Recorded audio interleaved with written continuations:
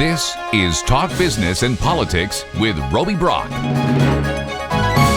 And welcome to the program. I am Roby Brock. We're glad to have you with us. I'm joined by Doyle Webb. He is the chairman of the Republican Party of Arkansas. It's good to be with you, Thank you for being here. I'm sorry you couldn't be here last week with Michael John Gray, the Democratic Party chairman.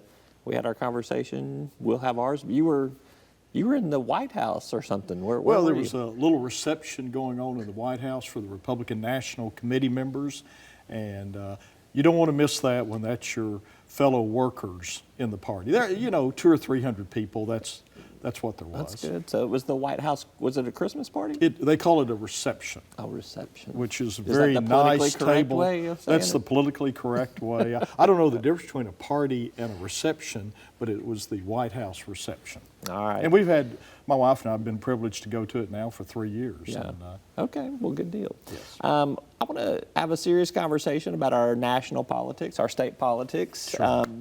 Why are we so polarized in our politics today? We hear that a lot, and I don't know if the polarization comes from the media, which reports that we're polarized, or if it's really that way when we get out in America. Now, we see that in Congress, but I see our legislature work well. Mm-hmm. I see many things in the country work well. I think that there's just some issues that either side cannot budge on, and I respect that. There's some issues I can't compromise, but I think we need to look for common ground and see how we can move forward. Do you think that we do that, though? I mean, can you point to some things that are happening at the national level? I feel like that every day there's a press conference, even though it's not a press conference. The cameras are there, and it's capturing animosity, it's capturing fighting, it's capturing this disagreement that we have, and it's mostly among the leadership in the two parties. Mm-hmm. When you say, can I point to something, what are you referring to?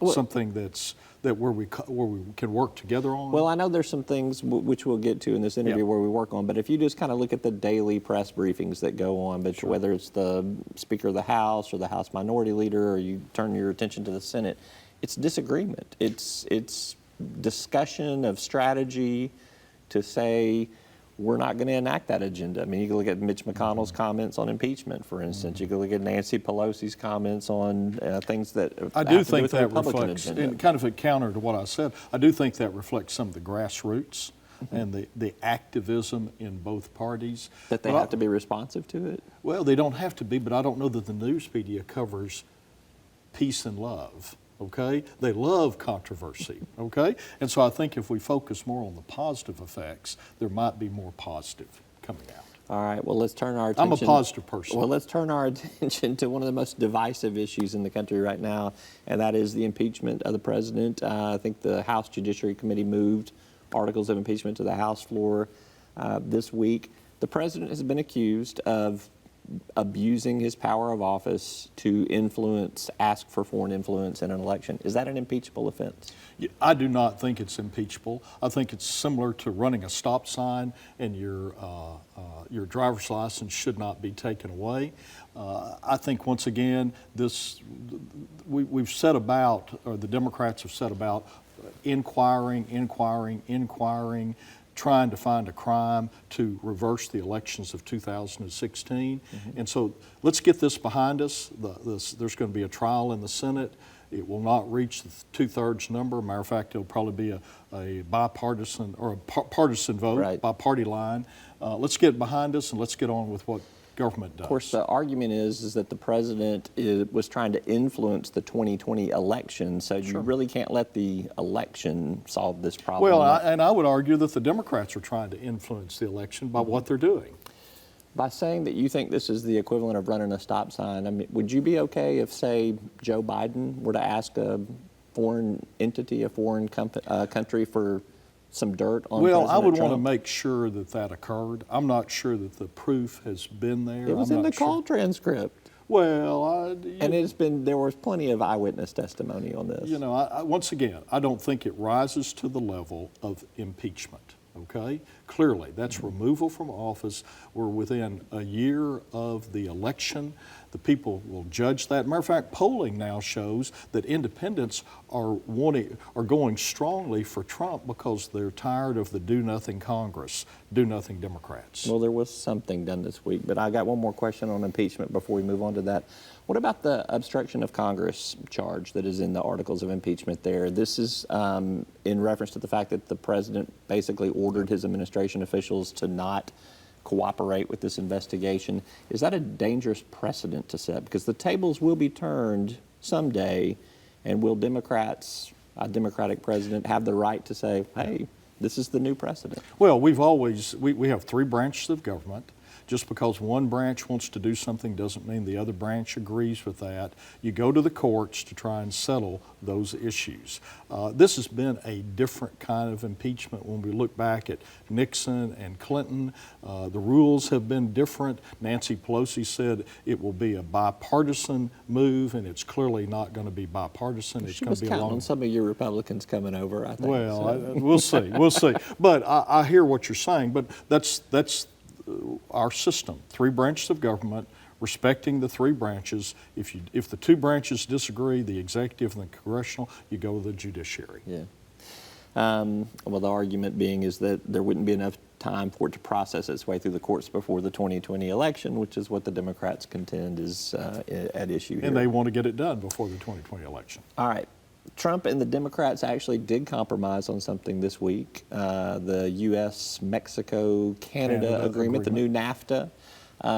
This may be an example of where we see some winners across the board there. We need more of that. I agree. And let me say this.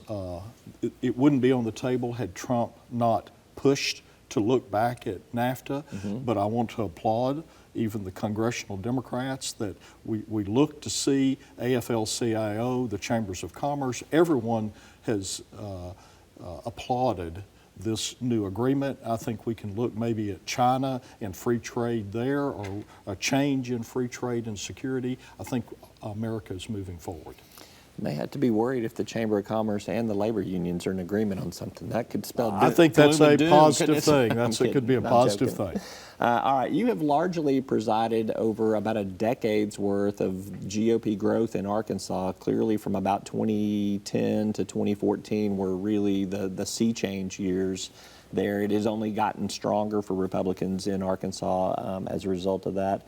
What do you see happening in 2020 and beyond? I think, Roby, and that's a good question. It's hard to have a crystal ball and look, but I think you will continue to see us becoming a more Republican state. I would argue that we're the most Republican state in the union. How do we get today. more Republican then?